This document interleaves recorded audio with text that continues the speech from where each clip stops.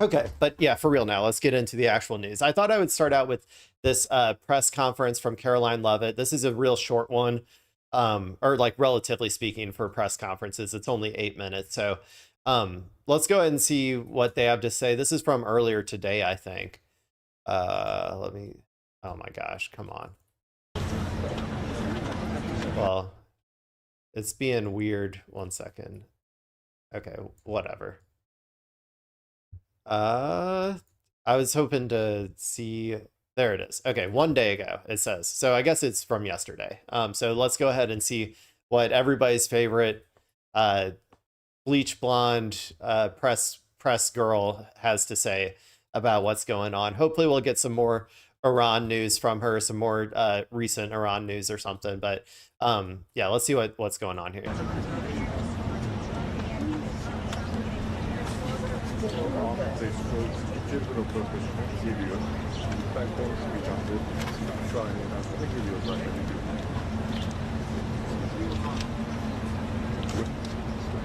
Okay, we can skip to the part where she's talking. Tell us how Karoline president is willing to extend. Tell us how Karoline president is willing to extend the ceasefire in order to reach a deal, and does he believe that a deal can be struck while the U.S. blockade is still in place?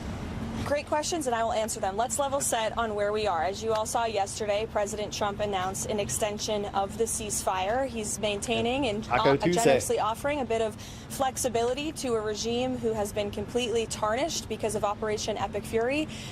There's obviously a lot of internal division. This is a battle between the pragmatists and the hardliners in Iran right now, and the president wants a unified response. And so, you know what would help? If you didn't kill all of the pragmatists, if you didn't kill like every single one of the people who were conciliatory to the West, I think that probably would have helped. If you didn't just completely empower the IRGC and the hardliners to and like show everybody in Iran that their way of thinking, that there is no negotiating with the West. The only thing the West understands is force. That's what the IRGC had been saying for years. And you have essentially shown them to be 100% right. So, yeah, congratulations. I think you're going to have a much harder time negotiating with them. As we await that response, there's a ceasefire with the military and kinetic strikes, but Operation Economic Fury continues, and the effective and successful naval... I feel like she almost said Epstein's Fury. It's really catching on. It's anytime I hear her say the actual name of it, Epic Fury or whatever, I always like in my head I think that she's saying it wrong because I'm so used to hearing Epstein Fury. So I think she might have had a little bit of a little mix up right there. Blockade continues as well of ships and strikes, but Operation Economic Fury continues, and the effective and successful naval blockade continues as well of ships and vessels that are moving to and from Iranian ports. We are completely strangling their economy through this blockade. They're losing $500 million a day. The Karg Island is completely full. They can't move oil in and out. They can't even pay their own people as a result of this economic leverage that President Trump has inflicted over them. So he's satisfied with that as we await their response, and we will see. The president has not set a firm deadline. Yeah, that's just cope, man. They're going to be fine. This puts a lot more pressure on us than it does on them if it is truly close. But I've also heard that their shadow fleet has been moving in and out anyway, selling oil, to various actors around the world. So like even that aspect, which I don't trust their number of 500 million a day, but even if it were true, like Iran is just capable of outlasting us in this particular circumstance. The rest of the world needs their energy. So like, yeah, cool. They're still really trying to spin this. You can hear it in her language, how she has to keep telling you that it's completely successful and decisive and strategically important.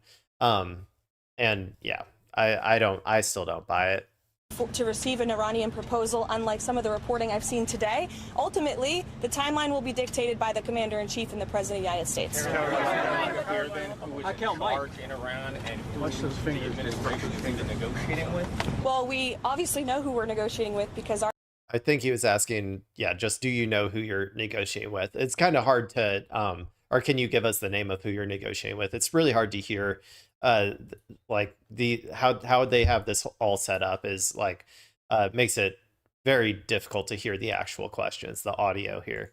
Our negotiating team has sat down with those individuals in person, but obviously there's a lot of internal fraction and internal division, which again just proves the effectiveness of Operation Epic Fury in the first place. Their regime and many of its leaders for nearly 5 decades have been wiped off of the face. Okay. What here? I'm going to give you 2 options here. I'm going to give you 2 options. Option A is you kill all of the people that you're trying to negotiate with, and then you're unable to extricate yourself from the conflict because you can't find anybody to negotiate with. Or Operation 2, or like B, I guess, you kill, like, you don't do that. Essentially, you don't do that, and then you leave all of the people who are conciliatory to the West alone, and maybe you try to take out the IRGC command structure, and try to get rid of some of the hardliners in that regard. Which option do you think will lead to better outcomes in terms of negotiations? It's like they keep saying this as if it's a strategic success.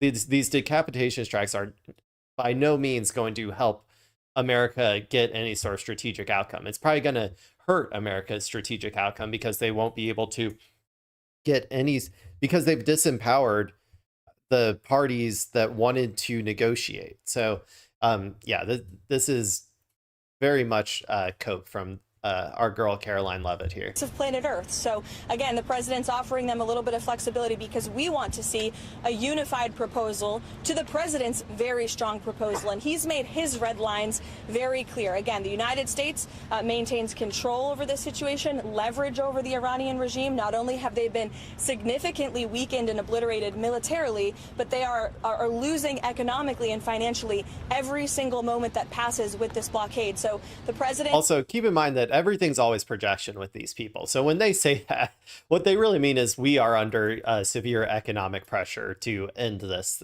to extricate ourselves from this conflict, and to get energy flowing again. That's what she really means when she's saying all this. Is going to continue to lead the free world, to run the United States of America as we await the Iranian response. John. Thanks a lot, Caroline. 2 questions. What's the ultimate goal of this blockade? Is it indefinite? And is the ceasefire that's in place right now also indefinite? Okay, so he asks, what's the ultimate goal of the blockade? Is it indefinite, and is the ceasefire indefinite? Just for people, in case it's hard to hear. Look, again, I'm not going to set a timetable for the president. He has not done that, and I won't. I know there's been some anonymous sourced reporting that there was maybe a 3 to 5 day deadline. That is not true. The president has not set a deadline himself. Ultimately, he will dictate the timetable. And again, he is satisfied with the naval blockade, and he understands that Iran is in a very weak position, and the cards are in President Trump's hands right now. Okay, so I assure you that the blockade will not last indefinitely.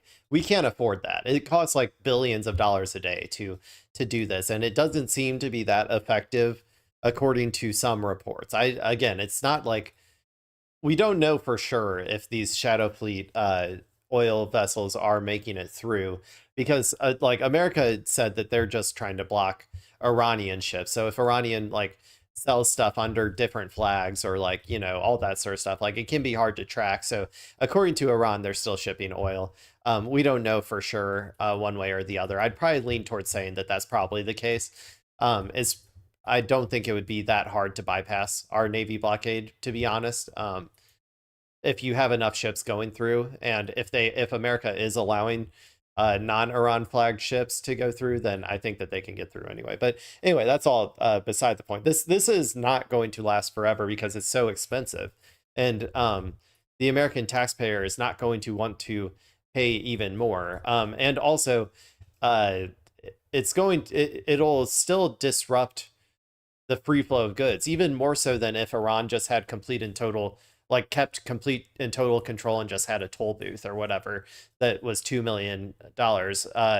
Like just having those Navy assets around means that you're essentially still in a state of war, which means Iran could shoot missiles at any point over the Strait of Hormuz towards those ships. And so it would be much more beneficial for the world economy to end the blockade from America's perspective and just let the Iranians set up their toll system, because then you would have like a significant more flow of goods through the strait. So yeah, all of those are going to kind of coalescing to the fact that this is not going to like be indefinite.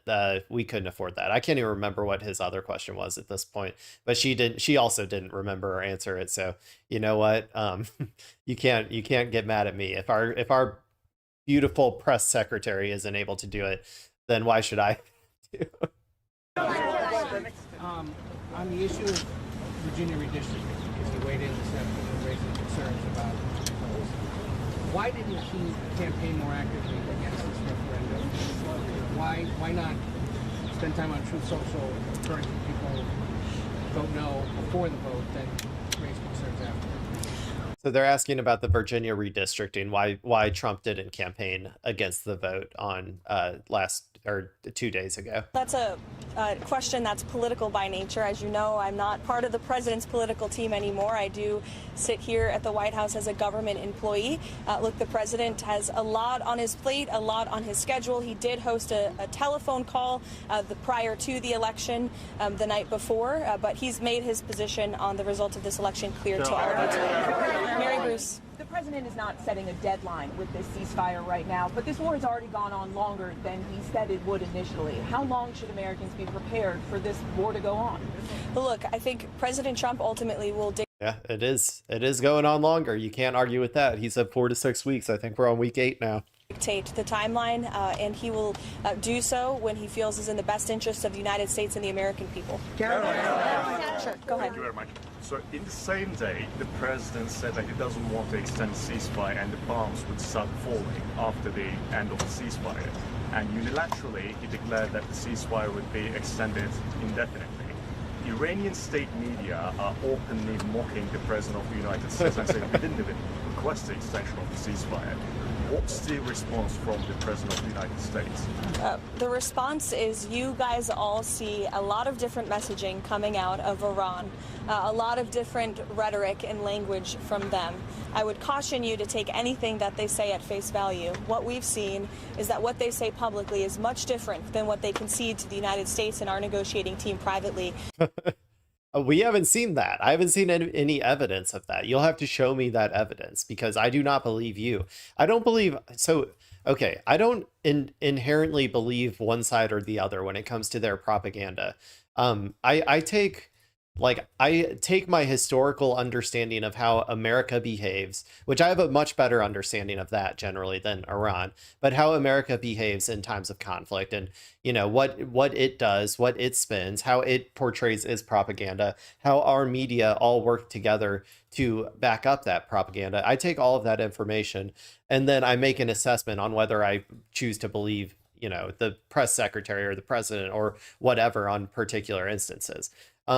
I also do the same to an extent with like Iran or Hezbollah or Hamas or whoever, right? Like I take all of their propaganda and their you know, what people like over there are saying, and then I use my historical understanding of those groups and Iran, like in particular, of like how they usually behave and what kind of stuff they say and what they often lie about or what they tell the truth about.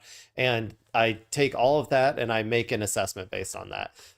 That's the proper way to handle these things. You should never inherently trust like the stuff from either side, but you should build up an understanding of how they tend to operate and what they tend to lie about and what they tend to tell the truth about. For instance, one thing America always tells the truth about is if they've assassinated someone, like if they are like, you know, confident that they have killed somebody, like we've seen that multiple times. And sometimes Iran will lie and say, oh, that person's still alive. They're lying about it. And then later it'll come out like later, a few days later, they'll come out and be like, actually, the person did die. You know, so those are things where like I'll take them seriously when they say it because they're usually correct. But a lot of times for this type of propaganda stuff, America's side is like lying almost constantly. And we also saw the military achievements on the battlefield already. And that dictates way more about negotiations than, like, you can't win in negotiations what you've already won on the battlefield. You have to win more than that.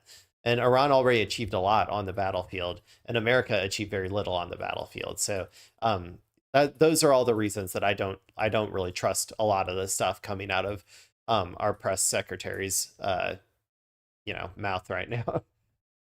I've said that repeatedly to all of you in the news media, and you should take our word for it. On another topic, there's been some reporting about a possible bailout for Spirit Airlines. Can you update us on those talks, and why does... Dude, this is like a preview of what my entire show is going to be today. About a possible bailout for Spirit Airlines. Can you update us on those talks, and why does the administration think it's a good investment to buy into a bankrupt airline? Well, I understand the airline is bankrupt because the previous administration blocked the merger, which was probably not a wise move.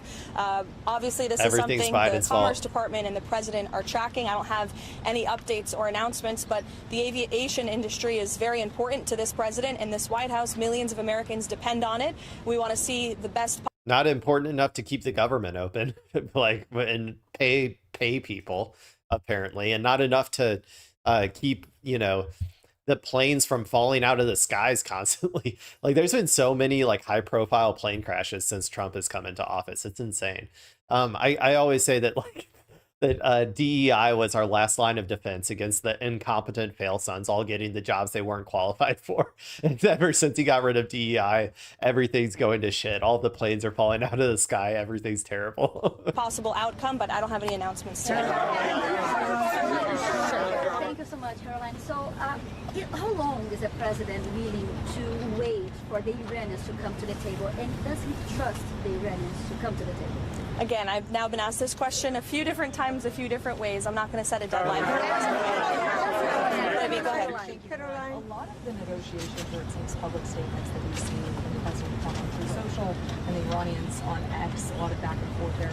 Did the president's Truth Social posts throughout the day ahead of these negotiations have a negative impact on the negotiations? I think, look at where we are right now. The president chose to extend Where the are we? ceasefire together. The United States and President Trump have been very clear in our demands and our red lines and what we need to see in the best interest of the American people and our country. What is happening? The short answer to your question is no. I'm assuming that you guys are, I assume it's just the video that's glitching, but yeah, I don't know what's going on there. We have an understanding at this point of who inside of Quran will have the final sign-off on it. The White House and our intelligence community certainly has a good understanding. What is happening? Do you want to see a unified? Okay, yeah, it's definitely the video. The previous This is unwatchable. I'm going to skip ahead a little bit. messaging on social media from many people with. Oh my gosh. Okay, I can't anymore. We got through most of it, people, before the video. First, it was the audio quality. Like, the audio quality is always terrible on these outdoor press conferences from the White House. But then we got the video issues, and I'm like, if I can make this work on my stream for, $20 or whatever, I feel like they should be able to figure out something here. All these giant news outlets to get like better audio and video quality, but